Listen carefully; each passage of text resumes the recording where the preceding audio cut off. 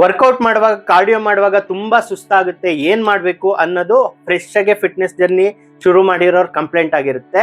ಹಾಗೆ ನಮ್ ಕ್ಲೈಂಟು ಸಹ ಅವರು ಜಾಗಿಂಗ್ ಮಾಡುವಾಗ ಬ್ರೆತ್ಲೆಸ್ನೆಸ್ ಆಗ್ತಾ ಇದೆ, ಉಸಿರಾಡಕ್ ಆಗ್ತಾ ಇಲ್ಲ, ಬೇಗ ಸುಸ್ತಾಗಿ ಹೋಗುತ್ತೆ, ಇದು ಪ್ರಕಾರ ಡಯಟ್ ವರ್ಕೌಟ್ ಪ್ಲಾನ್ ನ ಮಾಡ್ಕೊಡಿ ಅಂತ ಅಂದ್ರು. ಇದಕ್ಕೆ ಮೇನ್ ರೀಸನ್ ಅವರು ಓವರ್ ವೆಯ್ಟ್ ಇದ್ದಾರೆ, ಅಂದ್ರೆ 90 kgs ಇದ್ದಾರೆ, 5.4 ಹೈಟ್ ಇದ್ದಾರೆ. ಸೊ ಇವರ ಹೈಟ್ಗೆ ಅರೌಂಡ್ 55-60 kgs ಇರಬೇಕು. ಸೊ ಅವರು 30-35 kgs ಎಕ್ಸ್ಟ್ರಾ ಇದ್ದಾರೆ. ಲಿಟ್ರಲಿ ಹೇಗೆ ಅಂದ್ರೆ 35 kg ಮೂಟೆನ ಹೊತ್ಕೊಂಡು ಓಡ್ದಂಗೆ ಲೆಕ್ಕ. ಈ ರೀತಿ ಅಷ್ಟೊಂದು ವೆಯ್ಟ್ ಎತ್ಕೊಂಡು ಓಡಾಡಿದ್ರೆ ನನಗೂ ಸುಸ್ತಾಗುತ್ತೆ. ಇದಕ್ಕೆ ಸೊಲ್ಯೂಷನ್ ನೀವು ವೆಯ್ಟ್ ಲಾಸ್ ಮಾಡಬೇಕು. ಅದು ಇಮಿಡಿಯೇಟ್ಲಿ ಆಗಲ್ಲ, ಗ್ರಾಜುಯಲ್ ಆಗುತ್ತೆ. ಸೊ ವೆಯ್ಟ್ ಲಾಸ್ ಮಾಡ್ದಂಗೆಲ್ಲ ನಿಮ್ಗೆ ಸುಸ್ತು ಕಡಿಮೆ ಆಗ್ತಾ ಹೋಗುತ್ತೆ.